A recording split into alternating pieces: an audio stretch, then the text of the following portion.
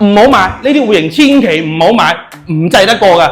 樓間佢密到嘔啊！我哋講個陽台一啲都唔大，仲話要送一半俾我喎，我梗唔使你送啦。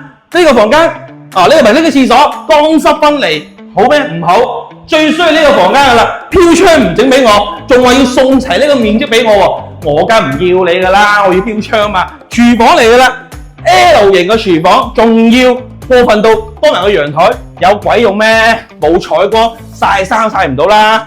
然之後咧，最衰有間客房㗎啦，我哋講嗱，客房喺呢個位置啦，3尖8角，同樣都係冇飄窗，都話要送面積俾我喎，咁邊得㗎？主人房啦。